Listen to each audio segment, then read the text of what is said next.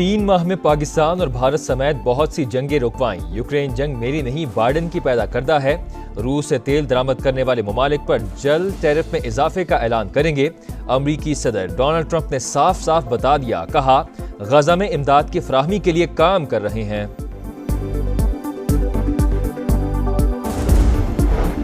غزہ میں امداد کی راہ میں رکاوٹ ناقابل قبول۔ اسرائیل فوری طور پر تمام راہداریاں کھولے۔ چینی مندوب کا سلامتی کونسل اجلاس میں بڑا مطالبہ۔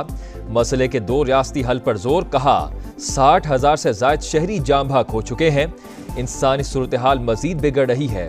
عالمی برادری فوری جنگ بندی کے لیے اسر و رسوخ استعمال کرے۔ غزہ میں موت اور بھوک کا راج، غذائی قلت سے بچوں سمیت مزید 8 اموات۔ اسرائیلی سفاکیت بھی جاری۔ خان یونس اور رفح پر حملوں میں مزید 87 شہادتیں۔ امداد کے متلاشی 52 افراد بھی جارحیت کا نشانہ بن گئے۔ 22 ماہ میں شہداء کی تعداد 61,020 ہو گئی۔ دوبارہ جنگ چھیڑی تو راکٹ حملے کریں گے، حزب اللہ سربراہ کی اسرائیل کو وارننگ۔ 9 مئی کیسز میں سزا پانے والے عوامی نمائندگی کے لیے نااہل قرار۔ عمر ایوب اور شبلی فراز سمیت پی ٹی آئی کے بڑوں کی پارلیمنٹ سے چھٹی۔ 1 سینیٹر، 5 ایم این ایز اور 3 ارکان پنجاب اسمبلی شامل۔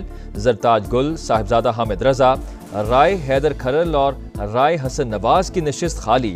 انصر اقبال ہرل، رائے مرتضی اقبال اور جنید افضل شاہی پنجاب اسمبلی کی سیٹوں سے محروم۔ نااہلی 63(1)H کے تحت ہوئی۔ الیکشن کمیشن نے نوٹیفیکیشن جاری کر دیا۔ عمر ایوب کا فیصلے کے خلاف عدالت جانے کا اعلان۔ شیخ وقاص اکرم کی اسمبلی رکنیت کو بھی خطرہ۔ مسلسل غیر حاضری پر سیٹ سے محرومی کی تلوار لٹکنے لگی۔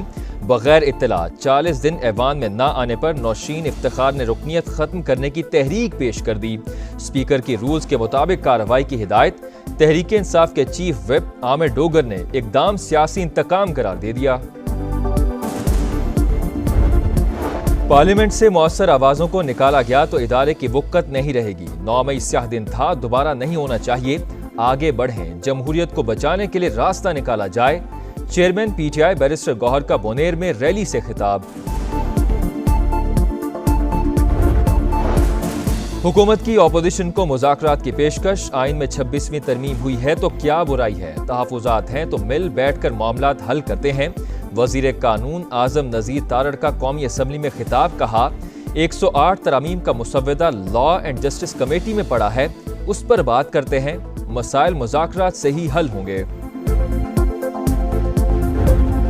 پرامن احتجاج کے نام پر آئے روز اسلام آباد پر چڑھائی کر دی جاتی ہے۔ حکومت کی قومی اسمبلی میں پی ٹی آئی پر تنقید۔ محمود اچکزئی کا سخت رد عمل۔ اسپیکر کو آئین شکن قرار دے دیا، کہا آپ آئین کی پاسداری نہیں کر رہے۔ آئیں سب توبہ کریں، سب کو معاف کر کے نئی سیاست شروع کی جائے۔ لطیف کھوسا نے حکومت کی جانب سے مذاکرات کی پیشکش خوش آئند قرار دے دی۔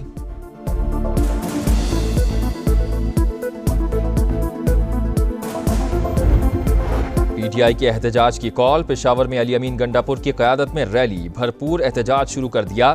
اب ہم ہر روز نکلیں گے، 13 اور 14 اگست کو جو لائحہ عمل آئے گا اس پر عمل کریں گے۔ وزیر اعلیٰ کے پی کا خطاب۔ کراچی میں کارکنوں کو منتشر کرنے کے لیے آنسو گیس کی شیلنگ۔ لاہور میں چودھری پرویز الہی کی ہمشیرہ سمیرہ الہی کی قیادت میں ریلی۔ ارکان اسمبلی سمیت 50 افراد گرفتار۔ جڑواں شہروں میں بھی احتجاج۔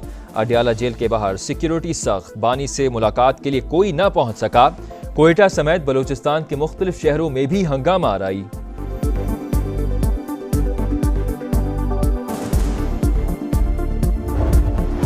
بیوروکریسی پاک سرزمین کو ناپاک کر رہی ہے۔ آدھی سے زیادہ بیوروکریسی پرتگال میں جائیدادیں بنا چکی، شہریت لینے کی تیاریاں کر رہی ہے۔ وزیر دفاع خواجہ آصف کی ایکس پر پوسٹ، لکھا سیاستدان تو ان کا بچا کھچا کھاتے ہیں، نہ پلاٹ نہ غیر ملکی شہریت، کیونکہ الیکشن جو لڑنا ہوتا ہے۔ کشمیر اور پاکستان دو قالب یکجان، پوری قوم نہتے کشمیریوں کے شانہ بشانہ۔ یوم استحصال کشمیر پر حق خود ارادیت کی حمایت میں آواز بلند۔ مقبوضہ کشمیر کی خصوصی حیثیت ختم ہوئے 6 سال مکمل ہونے پر کراچی تا خیبر ریلیاں اور مظاہرے۔ شہر شہر مظلوم عوام سے یکجہتی کا اظہار۔ شہداء کو خراج عقیدت کے لیے 1 منٹ کی خاموشی اختیار کی گئی۔ اقوام متحدہ میں پاکستان کے مستقل مندوب عاصم افتخار کی سلامتی کونسل کے صدر سے ملاقات، مقبوضہ کشمیر میں بھارتی مظالم سے متعلق نائب وزیر اعظم اسحاق ڈار کا خط پہنچایا، کہا سلامتی کونسل اپنی قراردادوں پر عمل درآمد کے لیے ٹھوس اقدامات کی ذمہ داری پوری کرے۔ بھارت میں گودی میڈیا کا جھوٹ بے نقاب، ایل او سی پر خلاف ورزیوں سے متعلق پاکستان کے خلاف پروپیگنڈا، انڈین فوج نے اپنے ہی میڈیا کی رپورٹس سختی سے مسترد کر دیں۔ ہب ڈیم سے نئے کینال کے معیار پر افتتاح سے پہلے ہی سوالات، کینال 2 ٹیسٹ کے دوران پانی چھوڑنے پر گڈاپ روڈ کے قریب پھٹ گئی، کناروں سمیت فرش پر جگہ جگہ لیکیج اور کریک، میئر کراچی نے نقص کی خبریں افواہیں قرار دے دیں، مرتضی وہاب بولے کچھ عناصر ترقیاتی منصوبوں پر خوش نہیں، کینال کا افتتاح 13 اگست کو ہوگا۔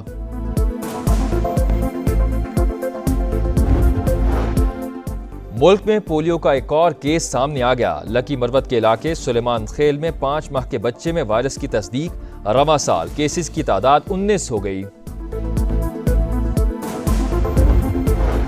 لاہور کے علاقے ڈیفنس سی میں کار کی ٹکر سے ڈیلیوری بوائے کی ہلاکت، تفتیش میں اہم انکشاف، ڈرائیور کم عمر نکلا، شناختی کارڈ ہے نہ ہی لائسنس، لڑکا گاڑی کو زگ زیگ کرتے ہوئے تیز رفتاری سے چلا رہا تھا، حادثہ ڈیفنس سی تھانے کی حدود میں تیز رفتاری کے باعث پیش آیا، حادثے میں 24 سال کا زین جاں بحق ہوا تھا۔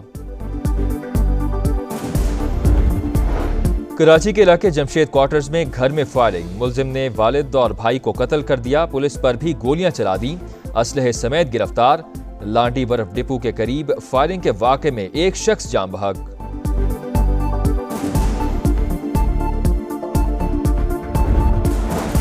پشاور میں وارسک روڈ کے قریب نامعلوم افراد کی گاڑی پر فائرنگ، پولیس اہلکار سمیت 3 افراد جاں بحق، ملزمان فرار، تلاش کے لیے پولیس کا علاقے میں سرچ آپریشن۔ بنگلہ دیش میں شیخ حسینہ واجد کی حکومت کے خاتمے کا 1 سال مکمل، ڈھاکہ سمیت مختلف شہروں میں ریلیاں، لوگوں کی بڑی تعداد میں شرکت، چیف ایڈوائزر ڈاکٹر محمد یونس کا فروری میں عام انتخابات کرانے کا اعلان، کہا چاہتے ہیں الیکشن شفاف اور منصفانہ ہو، ہر ممکن تعاون فراہم کریں گے۔ 2023 میں ٹائٹن آبدوز کی تباہی، امریکی کوسٹ گارڈ کی رپورٹ میں اوشین گیٹ کمپنی کی حفاظتی پالیسیز میں سنگین خامیوں کا انکشاف، پریشر ویسل کی ساخت کمزور تھی، گہرائی میں جاتے ہوئے اچانک کام چھوڑ دیا، آبدوز دھماکے سے پھٹ گئی تھی، 2 پاکستانیوں سمیت 5 افراد ہلاک ہوئے تھے۔ T20 کے بعد ون ڈے سیریز جیتنے کا مشن، محمد رضوان کی قیادت میں قومی دستہ فلوریڈا سے ٹرینیڈیڈ پہنچ گیا، گرین شرٹس آج برائن لارا کرکٹ اکیڈمی میں آپشنل ٹریننگ سیشن کے دوران خامیاں دور کریں گے، ویسٹ انڈیز کے خلاف پہلا میچ 8 اگست کو شیڈیول۔ اور آزادی کے بڑے جشن کی بڑی تیاریاں، پرچموں اور جھنڈیوں کی دھڑا دھڑ خریداری، سٹالز پر رش بڑھ گیا، فضا میں ملی نغموں کی گونج۔